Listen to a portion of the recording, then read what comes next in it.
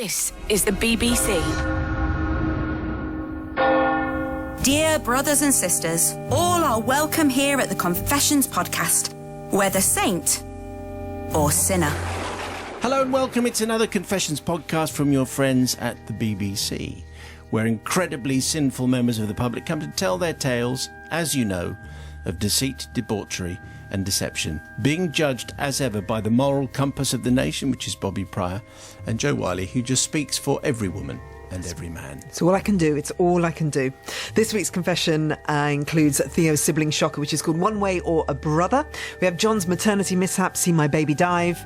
Jules' fast food faux pas, There's a girl works down my chip shop, swears she's squeamish. And then a classic confession from the crypt featuring a zoo, a crocodile and a terrified small child. First, we're going to start with Jilly's confession, which is called Jilly, Don't Be a Keto. Please be seated.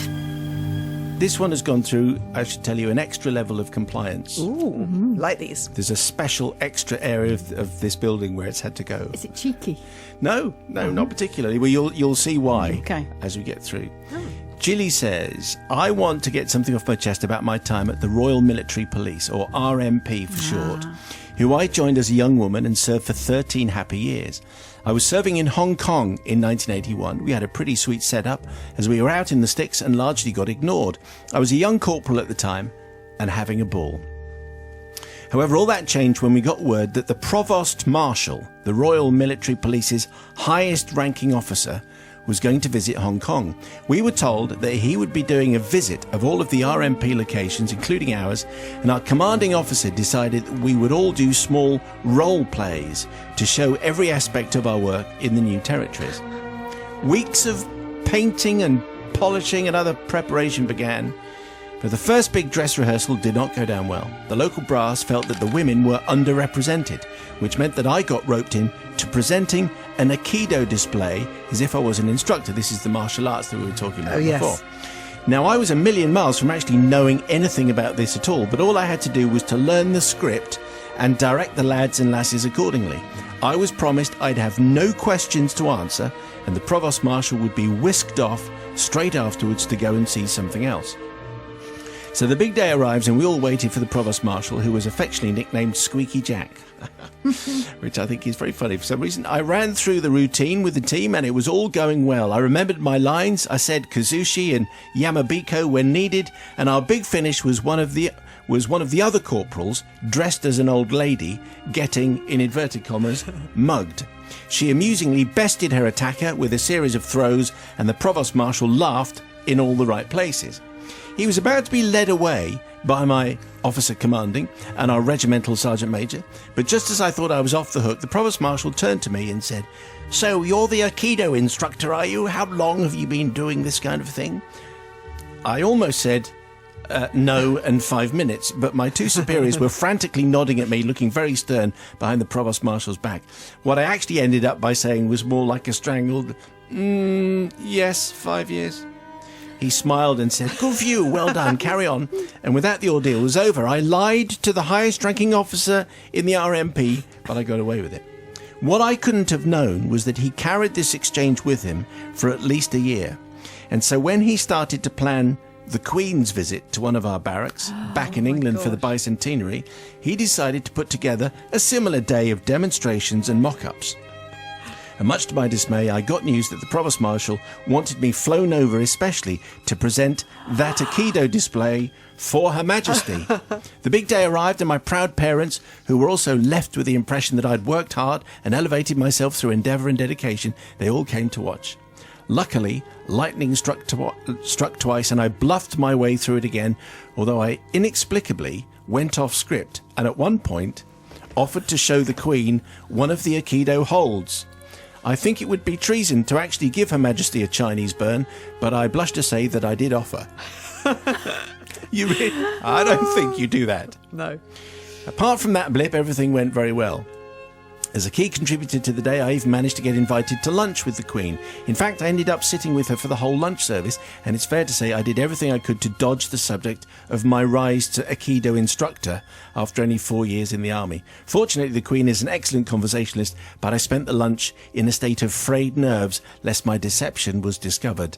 The tower loomed large in my mind. So all these years later, I now seek forgiveness from the wonderful Provost Marshal, Squeaky Jack, who never realised my deception. I also seek forgiveness from Her Majesty the Queen, and I realise I may still go to the Tower for this, so it would serve me well to have the forgiveness of the public, whose taxes, obviously, I wasted getting flown back to the UK under very false pretences. Though it wasn't Jilly's idea to get flown back, so I really don't think Jilly can be held to account for that.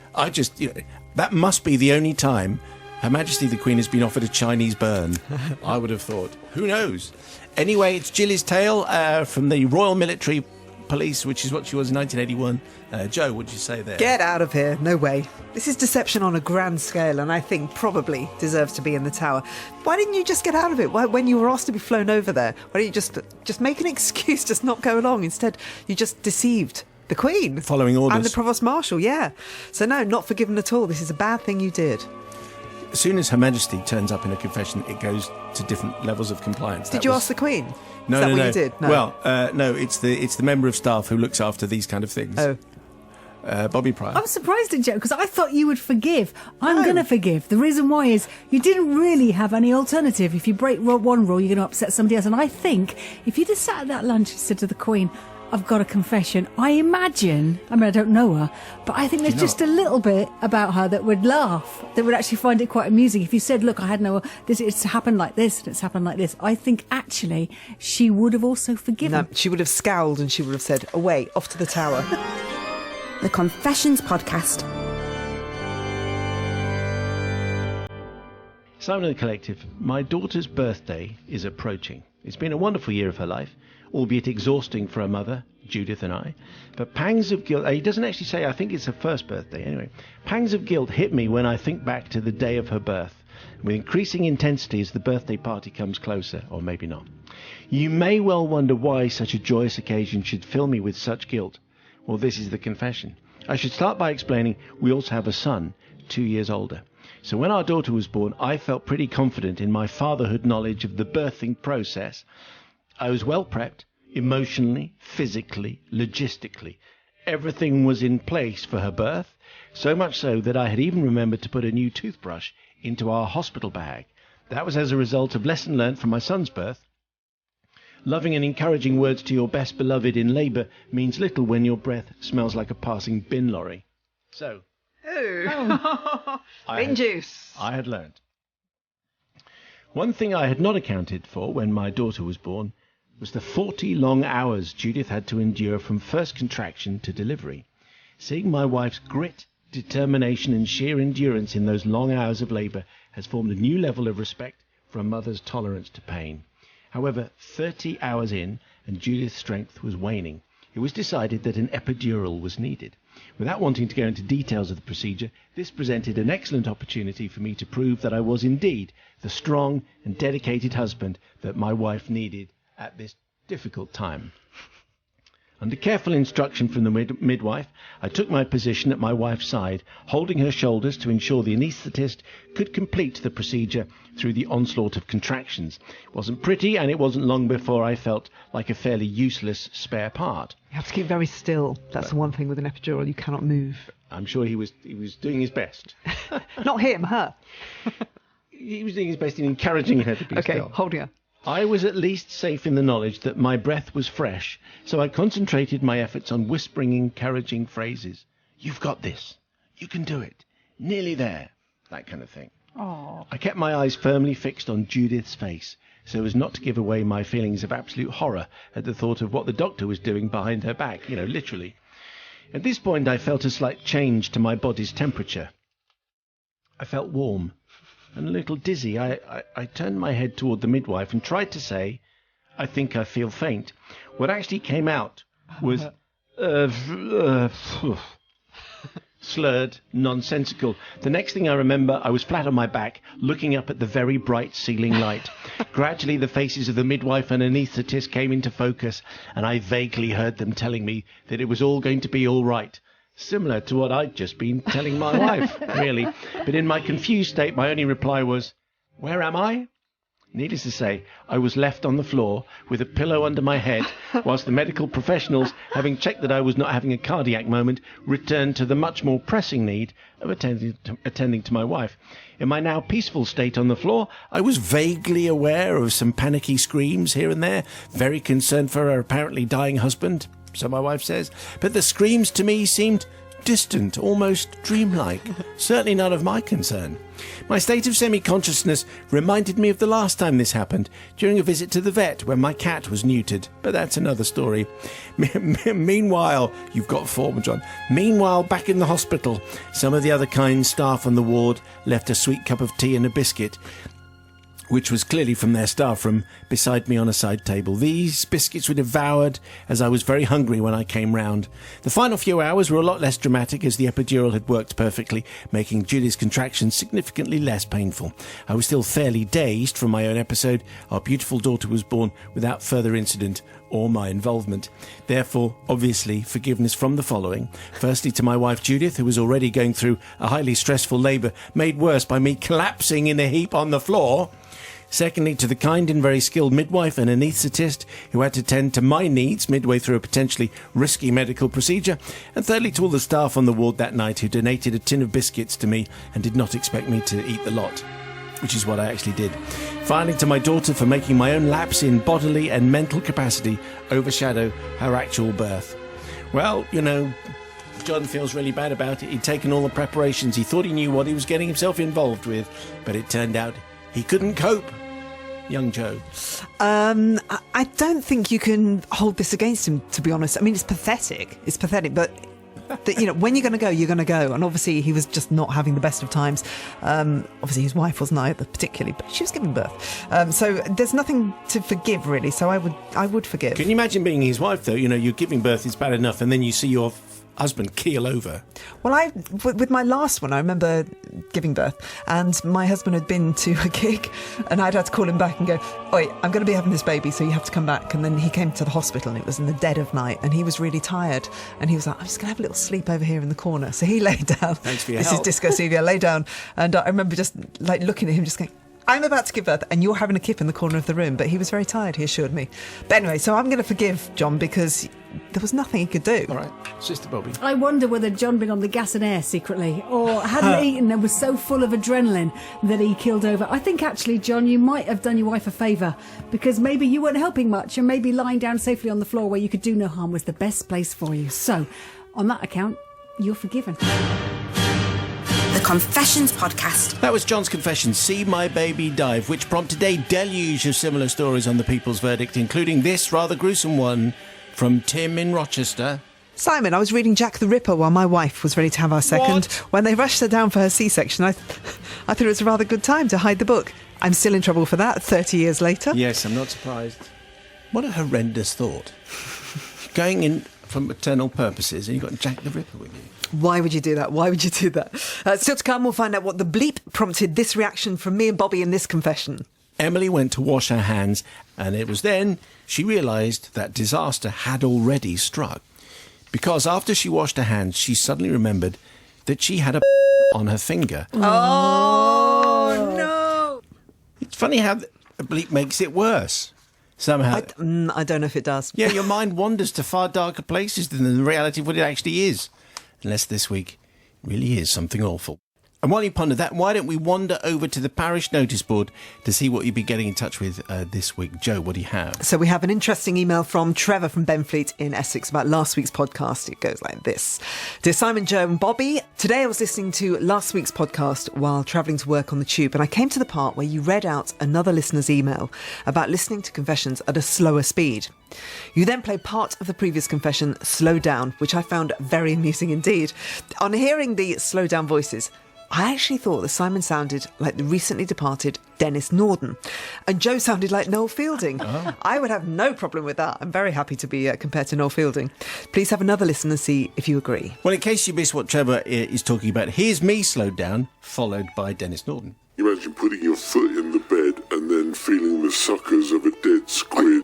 I became the youngest cinema manager in England, only because the men who should have been there were being called up.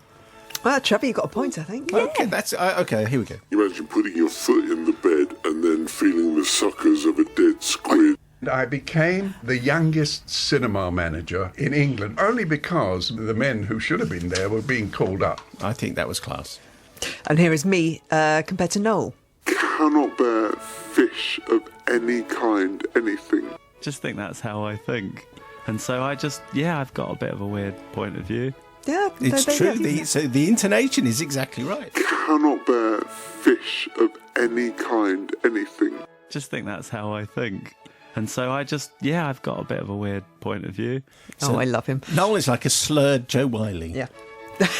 Very good. Bobby, what have you got? I've got a couple of quick-fire tweets here. First from Tim_Williamson7, who says, Simon, I was walking through Tottenham Court Road tube station and I heard a busker playing the Confessions theme. You're not doing random tube gigs, are you? Well, I should say it's not actually generally known as the Confessions theme. It's Albinoni's Adagio, which is probably as more famous as, I suspect, but no, I'm not. There you go. You just never know, though, do you? There's also one from Baby Dr. Claire, who hasn't spotted any of us at a tube station, but just says, Confessions is the best thing to listen to when needing a good laugh. For me, a good day includes a sunny run, cooking some tasty food on a lazy afternoon, and a G&T on the balcony. Sounds like a perfect day rather than just a good day. Sounds very, very nice indeed. Remember, if you want to get in touch with the podcast, if you have a confession of your own, we'd love to hear from you. Email confessions@bbc.co.uk. And as inevitable as death and taxes, here comes the non-compliant confessions, your stories that failed the tea time listening threshold, but are fine. Here away from prying BBC compliance officers, meddlers all. Stories like that from Kath, which involve an airplane journey, a lot of orange juice drunk by her teenage son, a rather thin paper bag, a suddenly ill son, and a plane full of suddenly orange-soaked passengers. I think that would have been a corker to do. I would have looked forward to it. Why was that disapproved of? Don't get that at all. Sue's confession thankfully doesn't involve orangey vomit, but does involve a dead squirrel that she found in her garden. And did Sue dispose of it responsibly? Of course she didn't. She made to lob it over into her neighbour's garden, and there subsequently followed two screams. One from Sue, when part of the poor creature's tail came off in her hand, and the second scream from an elderly woman who happened to be walking past Sue's house when the off-course squirrel landed in her face. In her face. In her face, in her mum's face. That's not funny, by the way. Is it not? No, it's not. Just Sorry about the that. squirrel might have just been asleep. I don't... What, and then its tail came off? Yes. I don't think that's funny. And definitely no forgiveness for Paul, who, when his wife was ill, offered to make her and their three kids some baked potatoes and tuna, only later discovering that the tins of tuna were in fact cat food. And what's really disturbing about this confession is that Paul said that the family didn't own a cat. So someone went to the supermarket and bought cat food. By mistake. I suppose, but the thing is, it's the way it's marketed. It does look, fishy and lovely. Fish and jelly, yeah. In general, you shouldn't put it in a baked potato and feed it to the family. And Probably very little difference. Do you think? If we're honest about it, probably very little difference. just to be clear, none of those are okay, but you can send them in anyway because we find them funny. Confessions@bbc.co.uk. Okay, we'll move on before we get any complaints. We'll go back to this week's confession, and it's called One Way or a Brother, Theo's tale about a girl on film.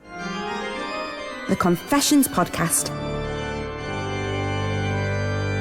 Theo says, Father Simon in the enclave of exculpation. Oh, what does that mean then? What do I say?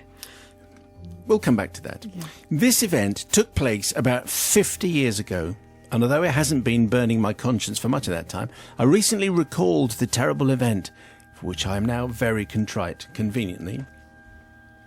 I am the youngest of three, with two sisters, says Theo. The eldest is called Kate, the other one is Beth. Our house had 3 bedrooms, which meant that my sisters had bunk beds and had to share a room. Kate had the top bunk, Beth had the bottom one. Both of my sisters were at school, but I was 4 years old and hadn't started yet. We lived in a small leafy village. Think of Heartbeat crossed with Midsummer Murders, but without the phenomenal crime rate. Reassuring. Every year, the local junior school would organise a trip abroad for the pupils in their last year there. Kate was in her final year, so was eligible to go on an extraordinary trip to Norway. Mum and Dad paid the weekly instalments for this exotic trip. Kate was very excited when Dad presented her with a borrowed camera, giving clear instructions on how to use it to ensure she had memories that would last a lifetime. This, of course, is a film camera. Remember them? Not a digital camera. You have to actually load it, wind it on, all that kind of stuff. Finally, she was off. Much fun was had in her absence, I have to say, Father Simon. Climbing onto her top bunk, another normally taboo activities. To be honest, it was a bit of a mood dampener when she came back. Spirits were lifted, however, with Norwegian gifts. Many comprised of something with seal fur on them, but these were different uneducated times, Bobby, before you jump into... I never made a face yet. No. Blimey, that was dodgy. All the film in the camera had been used, and Kate didn't try to sort the film out in case she got it wrong. This was to be a job for the weekend, and my dad would take the film to be processed. A couple of weeks went past, and the results came back through the post. Every single picture had been overexposed, and Kate was distraught. No photos of Norway, no photos of Norwegians, no fjords, nothing. Dad thought it was the camera and bought more film, and he tested it, and it was fine. Good photos came back from the second roll. Dad asked Kate to recall everything about taking the pictures, including where she'd left the camera in her room. Kate was upset, but everything she said gave no cause for how this could have happened. However, when the camera was retrieved, it was on Beth's bunk, not on Kate's, where she was sure she'd left it for safekeeping, and that was it. Beth had clearly done something, in capital letters, my dad insisted, that had ruined her sister's pictures. You may suspect that, despite my dad's opinion, I had something to do with this. And you would be right, says Theo. Not that I'm trying to make excuses for my actions. Or anything, but... However, that's what he's about to do. You do have to think of the principle of photography from a 4-year-old's point of view. The day of the deed was a weekday, so both my sisters were at school and my dad was at work, leaving Mum and me at home. Mum was doing something downstairs and I was upstairs playing. Pictures, camera, pictures. I knew the pictures were in the camera and I wanted to see them. So I climbed onto the top bunk where my sister put the camera to keep it safe. I got it and climbed back down. I opened the back of the camera to see the pictures, but ridiculously they weren't there. It was just a boring bit of brown film. I'd been lied to, says Theo. A noise made me close the back of the camera and I quickly threw it onto Beth's bunk. So I need forgiveness. Obviously not from Beth, because she lives abroad now and won't hear this. Not from Kate. She listens to Radio 4, so she'll miss this as well. Ignorance is bliss and all that. However, I do want forgiveness from my late dad. It was he that borrowed the camera. It was he that paid for multiple films to be processed. He had the responsibility of loading the film in question and must have had a nagging doubt that he was the one responsible. So Theo says, I prostrate myself in front of you and grovel for forgiveness for my 4-year-old self that didn't understand the principles of photography. And of course, these are different types, different kind of camera. However, I guess the issue is, Joe, is does being 4 get you off the hook? Yeah, because I was so ready to be really harsh and say this was spiteful and jealous and everything. And then you said, reminded me, 4 years old. And a 4-year-old child would have no idea. They wouldn't have an ounce of malice in their body. Would they?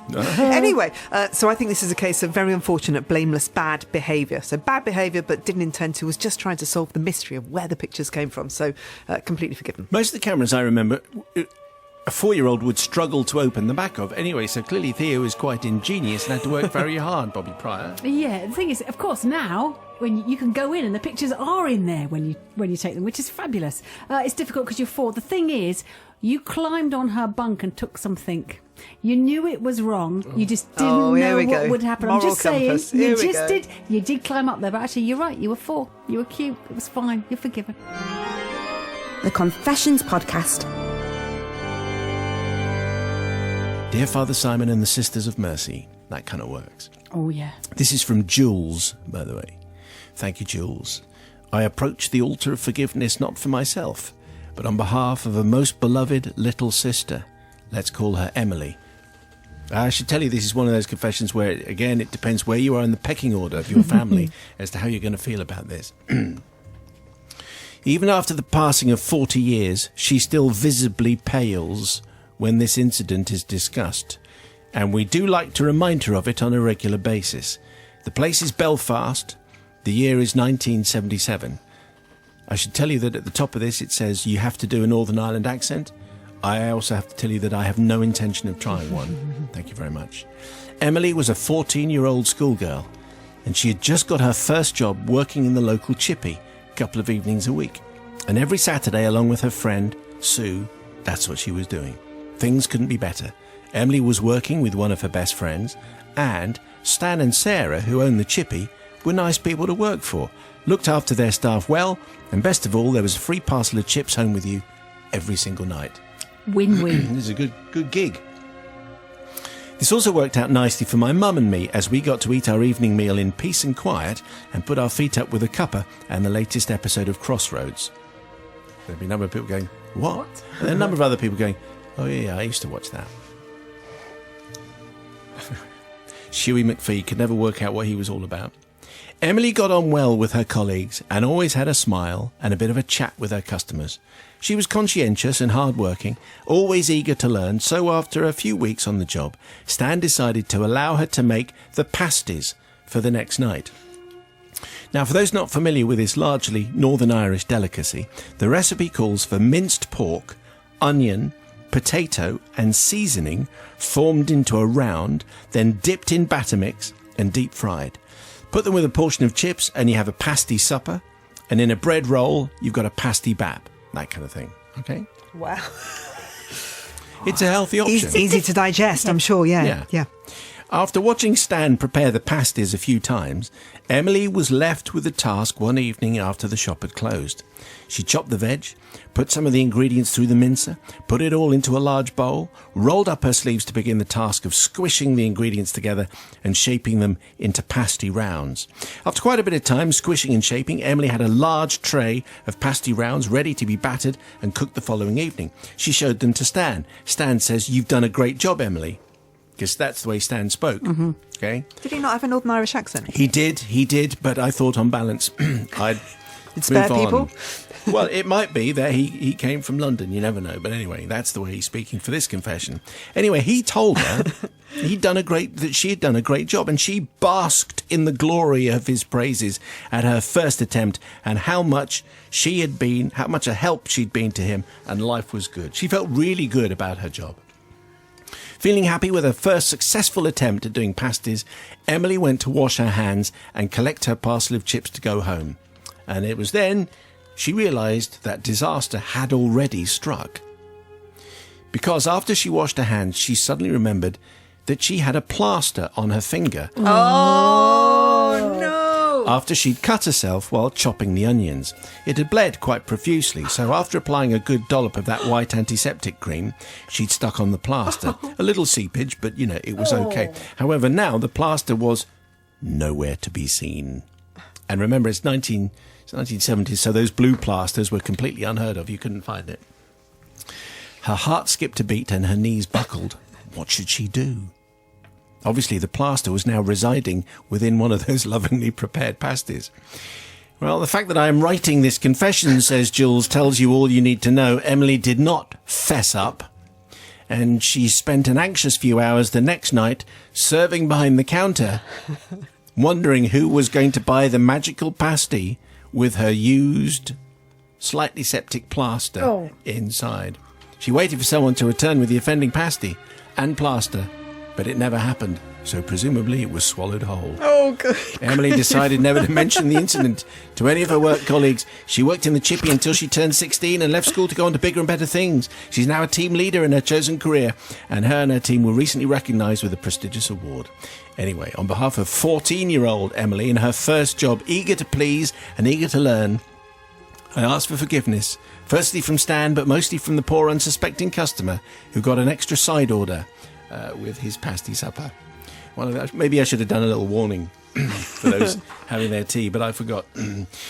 It's Jules' confession on behalf of young Emily. Yes, Joe. Okay. It was an accident, so completely and utterly forgiven. It was an accident. Can you imagine the dread the complete and utter dread, just waiting for somebody to come in and complain about the pasty they had. And you just have to feel for that person who bought the pasty from Stan's Chippy, who just thought there was something a little bit kind of difficult, but just gulped extra hard and swallowed it down anyway. And they're none the wiser. She could have said, I think, of that. What, and they'd recall all the pasties? Yeah. I think it's better to just live in ignorance, don't you? Okay. Forgiven. Enough. Bobby. First of all, these are not Cornish pasties, are they? These are special. Special pasties from Northern Ireland. The first thing is they are deep fried. So anything cooked at that temperature is going to be hopefully killed off. Good so point. I think that's absolutely fine. However, let's face it, you're working in the food industry. Even back in 1977, there were standards. And I think what Emily did is she ignored those standards. And even at 14, she was responsible. She was using the mincer. I'm saying she should have fessed up. But what's so interesting that Jules has dropped her in it. Yes, so it's thank not you, Emily. sister. So I'm going to say that, Emily, you are not forgiven. The Confessions Podcast. A confession from Jules on behalf of her sister, which we called There's a Girl Works Down My Chip Shop, Swears She's Squeamish. And if you missed that confession going out live, then you wouldn't have heard the reaction on the People's Verdict, including this rather revolting message from Sarah in Exeter. Regarding the plaster in the pasty, in the early 90s, a friend came over to help me make a 3-tier fruit wedding cake. She'd come off a bike a few days before and had a large, flaky scab on her nose. Oh. 2 hours later, crusty, should we say? A crusty scab. 2 hours later, with the cakes in the oven, we had a celebratory cup of tea. When I noticed the scab on my friend's nose had gone, suffice to say, we said nothing but politely refused a slice of cake at the wedding, as you would. Especially the one with walnuts in. Slightly crunchy. I like that. Do you think people will like that? I don't think anyone's going to have a problem with that, really. I think you're alone. Do you think? Yeah. Scab confessions? Oh. Anyway, that's it for this week. Send in yours, please. confessions@bbc.co.uk. But before we go, it's time to dig out a confession from the crypt. And this week's has been requested by Jake and Carlton. Dear Simon, Joe and Bobby, I recently signed up my friend to your podcast. We regularly enjoy laughing at it together in class. I'd like to request a confession that happened many moons ago, and I believe it involved a crocodile, a littering teenager and a handler who had a lesson to teach. I'd love to listen to this classic again, as it's the very story that brought me to your wonderful podcast. But especially for Jake and Carlton, hi to you two.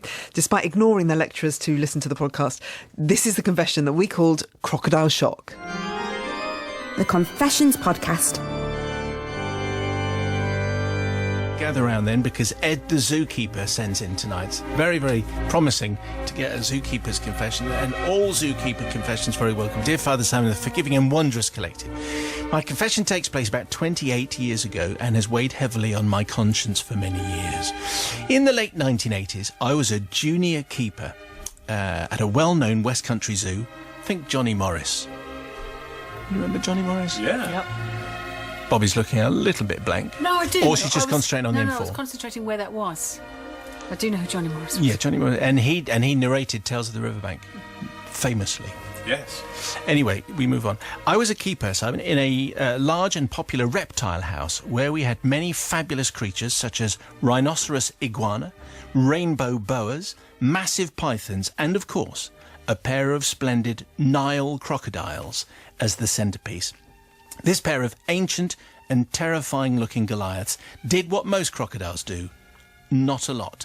They mostly sat motionless, either in the pool or out on the side, while visitors and school groups gasped and gazed at them.